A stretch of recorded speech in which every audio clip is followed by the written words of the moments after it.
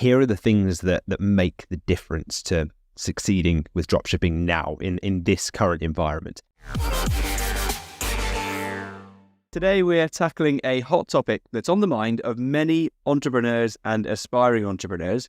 Is dropshipping still worth it in 2025? A lot has changed in the e-commerce world, and we want to break down whether dropshipping is still a viable option as we move into 2025. Lewis, I know you've got some strong opinions on this subject, so let's dive straight in.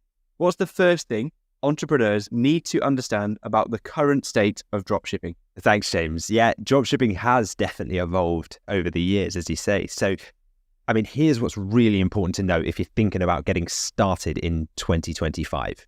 Nowadays, there are more suppliers available locally than ever before. And by locally, I mean within the UK. There are more and more UK-based suppliers entering the market every day, which means that it's made it easier for new business owners who are coming into the market today to access better shipping, better customer service, better customer satisfaction because of that local fulfillment delivery option that they have from UK suppliers. The other thing is many of the members that we work with closely at Dropship Unlocked, who maybe were using the Chinese supplier route previously and importing products in, have transitioned their businesses over to using UK suppliers, and they've immediately seen the benefits in their reviews, in the repeat sales, in the customer satisfaction. And I know that you and I, James, we've consistently seen faster delivery, better trust with customers because of making this shift over to working with UK suppliers. The other things are that higher value items are being bought online more and more readily. Consumer trust has increased. I remember the time where people were very hesitant to ever put their card details in onto the big, scary internet. But now there's just this much, much larger pool of consumers who are now willing to spend more on quality products. It's just not as much of a scary thing anymore. I've seen a shift where customers are just way more comfortable now purchasing higher priced or higher ticket items, especially when trust is built through the right branding, the right service, the right reviews, things like that. And I think alongside this, the tech and the automation that is now available to us as business owners has just simplified things dramatically. You've got tools like Google Ads automation and Klaviyo for your email marketing and Shopify, just to name one of the big few. 80% of the tasks that we do in our business can pretty much be automated, and the rest of them can be outsourced to a virtual assistant. And so we regularly walk members through this process inside Dropship Unlocked, making that learning curve so much easier. Because if you are just starting today, you've got all of the tech tools that have been invented in the past to solve all of the problems that all of the entrepreneurs that came before you ever had. So nowadays, it's not about being tech savvy, but it's about using the right tools efficiently.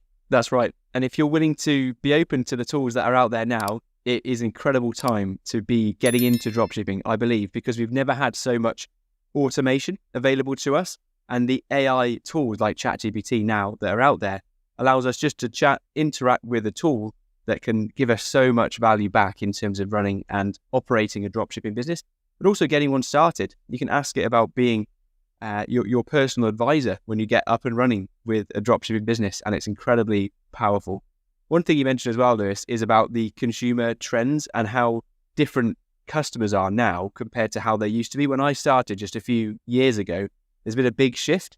I remember back then, maybe 2 or 3 years ago, we would have been a business that was probably the first time a customer had spent over £1,000 online. But now we're noticing that the customers that are purchasing with us frequently, we're not the first time they've purchased a high ticket item online. And so the trust is already built up there.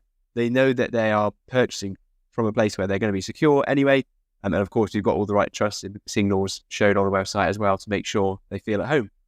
But it's changing, but you have to adapt to make sure that you're changing in line with what the market needs. And certainly faster delivery and reliable suppliers is now something that's much more important than it was a few years ago.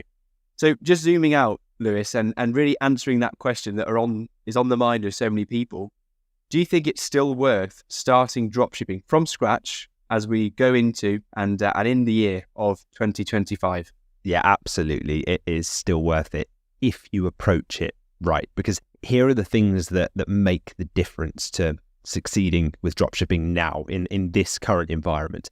So the first thing is niche selection is crucial, because general stores, the days of trying to sell everything to everyone, just doesn't cut it anymore.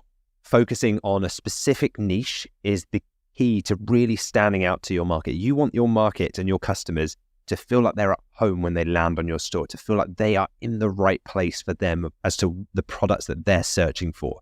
We've seen this over and over again with our members who niche down early on, and it allows them to focus on a really specific market subset so that they can be the go-to expert for the specific market that they're serving and the specific products that they sell. And it allows them to see results much, much faster, rather than trying to compete at this high level with the big brands that have huge budgets and deep pockets. And we're just fighting a losing battle by doing that. The other thing is to really focus on the value, not just the product. So in today's customer environment, they expect more than just a transaction. They want trust, they want reliability, they want value. And so this is something we really hammer home in our program. Building a brand and offering value drives long-term success. And that's what will get you repeat business and increase your conversion rate as well. The other thing is the role of branding, because successful dropshipping in 2025 and beyond will be less about just moving products and more about building a brand. Imagine the difference between buying clothes from a local boutique specialist store versus just going to a generic fast fashion store. The local boutique can charge significantly more because there's a brand associated with it. And so we can do the same. Yeah, no, I love that idea of how important branding is now in dropshipping. It's something we've seen is that customers are now more intent on getting a feeling for what the business represents, what the brand is about, rather than just transacting online. But we can create that with tools like Shopify. We can have our own brand. So whereas in the past you might have been able to dropship without having a brand, or you might just attach yourself to the brand of your suppliers, nowadays having a branded store with high quality brands that you're working with, but also your own umbrella brand that's a specialist in the niche, is crucial really to tap into what customers are looking to see before they purchase. So I think it is really a backbone of e-commerce right now. How about some recent success stories to drive this home? Some success stories that have happened recently, so we can illustrate what people are achieving at the moment going into dropshipping right now. Yeah, definitely. So here's a few great examples of some of our recent Dropship Unlocked member wins. So Mason is actually someone who springs to mind. So Mason built his brand. He niched down. He didn't try to be the everything store to everyone. And he really focused on selling high value niche product. And from that, he generated £43,000 in under 4 months. And another one of our members, actually, Phil's a great example of a member that we spoke to recently.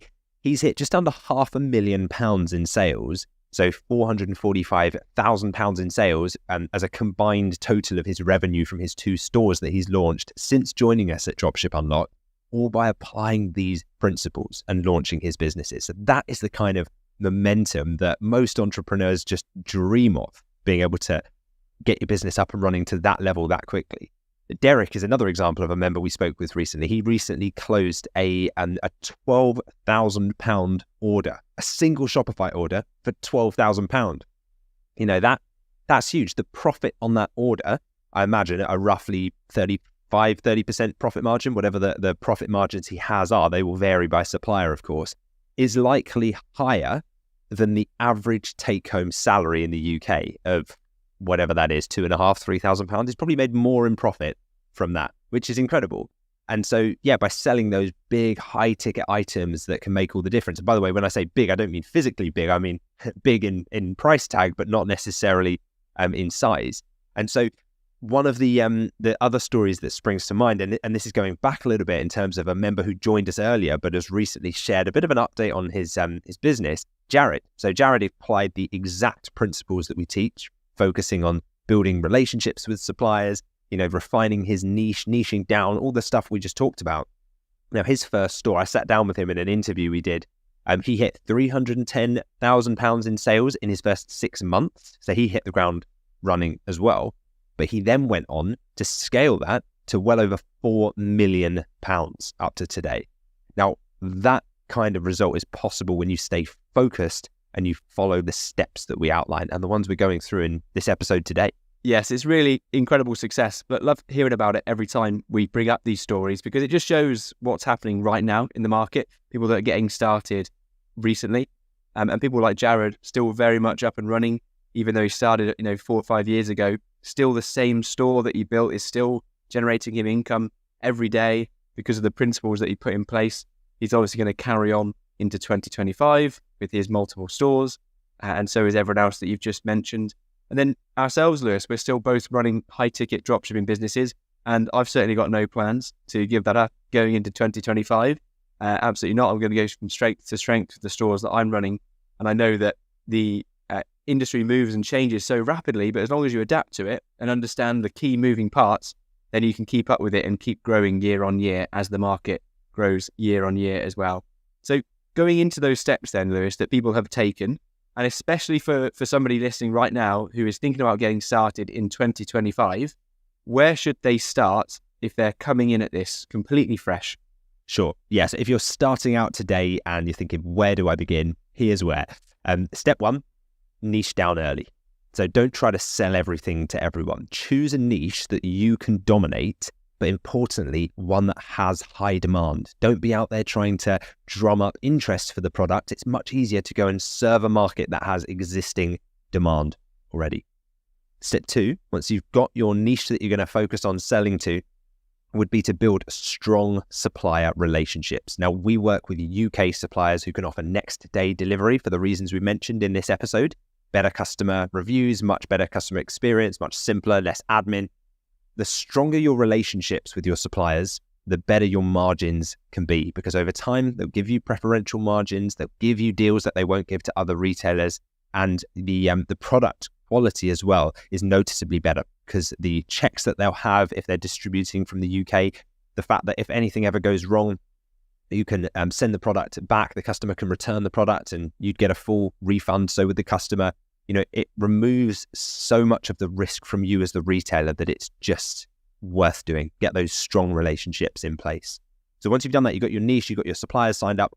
Next thing, step three, would be to get proper guidance. Don't just rely on free online tutorials, get some expert help. Our members have access to step-by-step guidance through our masterclass, which shortens their learning curves significantly, saves them a lot of time, money, wasted energy, probably a year or two of trying to figure it all out for themselves. So imagine the investment to join something like that becomes a drop in the ocean compared to the additional profit that you create as a result of having taken the shortcut, the fast track, and getting up and running.